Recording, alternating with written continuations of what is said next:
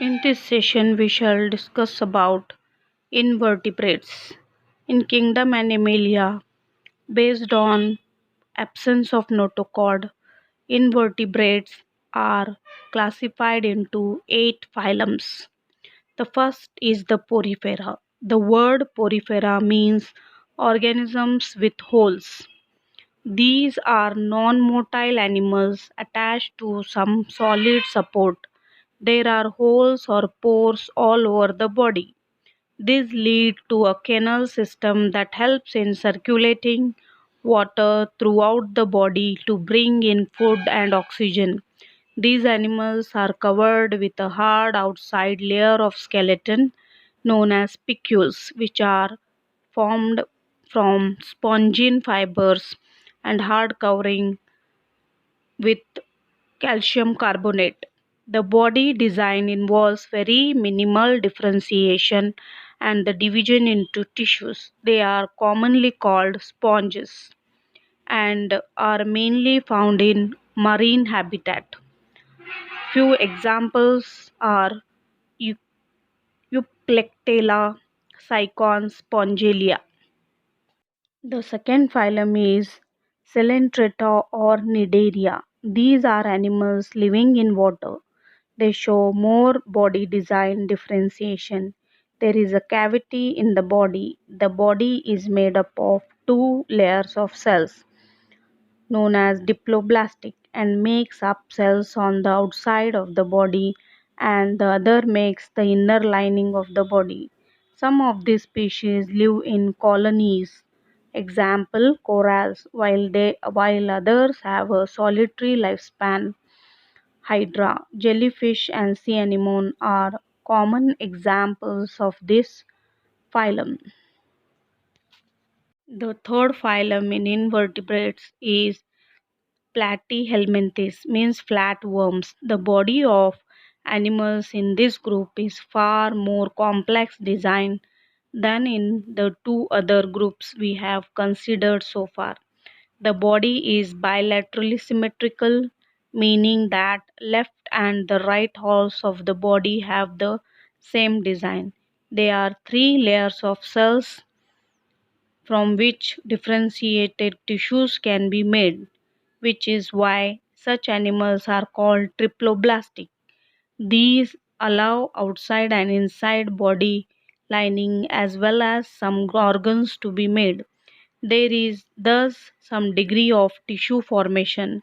However, there is no true internal body cavity or coelom in which well developed organs can be accommodated.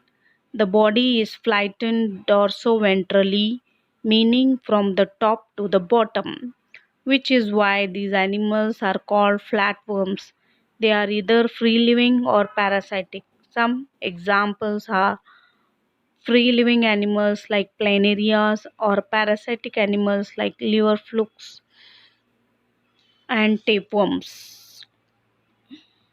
The fourth phylum is Nematoda, means roundworms. The nematode body is bilaterally symmetrical and triploblastic. However, the body is cylindrical rather than flattened. There are tissues but no real organs, although a sort of body cavity or a pseudocoelom is present. These are very familiar as a parasitic worms causing disease, such as worms causing elephantiasis, filarial worms or the worms in the intestines, roundworms or pinworms, etc. The fifth phylum is Annelid, means the body is having the rings inside and outside. Body is differentiated with annual rings, so they are called annelids. A segmentation or a metameric segmentation is present on their body. Annelids animals are also bilaterally symmetrical and triploblastic, but in addition, they have a true body cavity. This allows two organs to be packaged in the body structure. There is thus extensive organ differentiation. This differentiation occurs in segmental fashion with the segments lined up one after the other from the head to tail. These animals are found in a variety of habitat, freshwater, marine water as well as land. Earthworms and leech are familiar examples of this phylum. The phyla is Arthropoda. This is probably the largest group of animals. Round about 80% of animals are included in this phylum. These animals are bilaterally symmetrical and segmented. There is an open circulatory system, and so the blood does not flow in well defined blood vessels. The coelomic cavity is blood filled. They have joint legs. The word orthopoda means joint legs. Some familiar examples are prawns, butterflies, houseflies, spider, scorpion, and crab, etc. The second largest phylum is the Mollusca. In the animals of this group, there is a bilateral symmetry. The coelomic cavity is reduced. There is a little segmentation. They have an open circulatory system and kidney-like organ for excretion. There is a foot that is used for moving around. The examples of these are chiton, octopus, pila, and unio. Last phylum in the category of invertebrates is Echinodermata. In Greek, echinos means hedgehog and the derma means skin.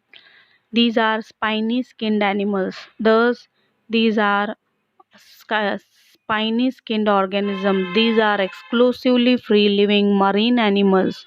They are triploblastic and have a coelomic cavity. They also have a peculiar water driven tube system that they use for moving around. They have hard calcium carbonate structure that they use as a skeleton. The examples are Antedon, feather star, then sea cucumber, echinus that is sea urchin, and astris starfish. Here we come to the end of the invertebrates or non-chordates.